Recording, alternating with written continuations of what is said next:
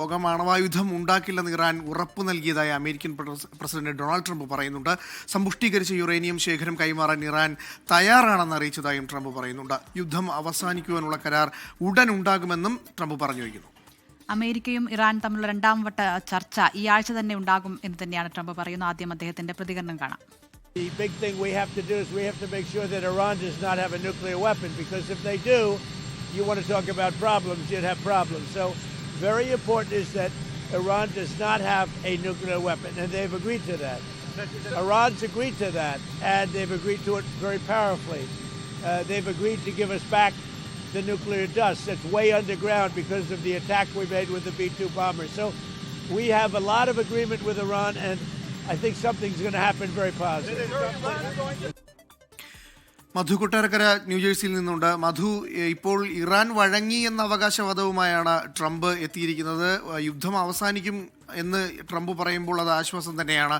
എങ്ങനെയാണ് കൂടുതൽ വിശദാംശങ്ങൾ?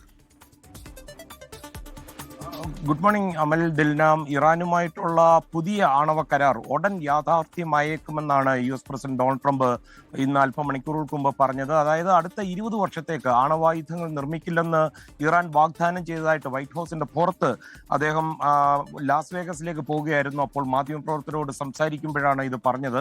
കഴിഞ്ഞ വർഷം നമുക്കറിയാം അമേരിക്ക നടത്തിയ B-2 ബോംബർ ആക്രമണത്തിൽ ഇറാന്റെ ചില ആണവ കേന്ദ്രങ്ങൾ തകർന്നിരുന്നു. അവിടെ ഈ ഭൂഗർഭ കേന്ദ്രങ്ങളിൽ അവശേഷിക്കുന്ന സമ്പുഷ്ടീകരിച്ച യുറേനിയം വിട്ടു നൽകാൻ ഇറാൻ തയ്യാറായെന്നാണ് ട്രംപ് ഇന്ന് പറഞ്ഞിരിക്കുന്നത്. അതുമാത്രമല്ല, അദ്ദേഹം പറയുന്നത് കാര്യങ്ങൾ വളരെ വേഗത്തിലാണ് നീങ്ങുന്നത്, ഉടൻ തന്നെ ഒരു കരാറിലെത്താൻ കഴിയുമെന്ന് അമേരിക്ക കരുതുന്നെന്നും ട്രംപ് പറയുന്നുണ്ട്.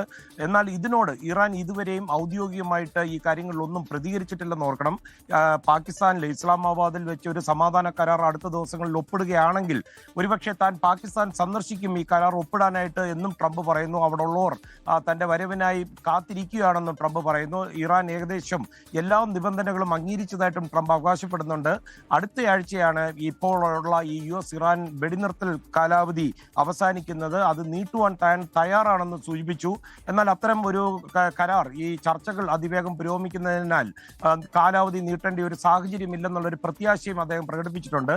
അതേസമയം അമേരിക്കയുടെ ഉപരോധ നയങ്ങൾ സാമ്പത്തിക ഭീകരവാദവും അതുപോലെ ബാക്ക്ഡോർ ബ്ലാക്ക് മെയിലിംഗും ഒക്കെയാണെന്നും പറഞ്ഞുകൊണ്ട് ഇറാൻ വക്താവ് ഇസ്മയിൽ ബഗായി ഇന്ന് അമേരിക്ക കുറ്റപ്പെടുത്തിക്കൊണ്ട് വന്നിട്ടുണ്ട്. ഇറാനുമായി ബന്ധപ്പെട്ട് കൂടുതൽ കമ്പനികൾക്കും അതുപോലെ അവരുടെ എണ്ണ ടാങ്കറുകൾക്കും മേൽ അമേരിക്ക കഴിഞ്ഞ ദിവസം പുതിയ ഉപരോധങ്ങൾ ഏർപ്പെടുത്തിയതാണ് ഇറാനെ ഇത്രയധികം പ്രകോപിപ്പിച്ചത്.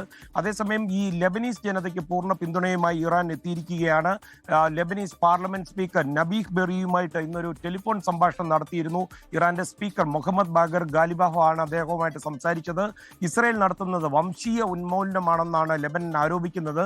അതേസമയം ലെബനീസ് സഹോദരങ്ങളെ ഒരിക്കലും മറക്കില്ല. ലെബനനിൽ എത്രയും വേഗം വെടിനിർത്തൽ നടപ്പിലാക്കുന്നുണ്ടെന്ന് ഉറപ്പാക്കുവാൻ സ്ഥിതിഗതികൾ ഇറാനും അതുപോലെ താൻ വ്യക്തിപരമായി നിരീക്ഷിച്ചു വരികയാണെന്നാണ് ഗാലിബാഹ് പറഞ്ഞത്.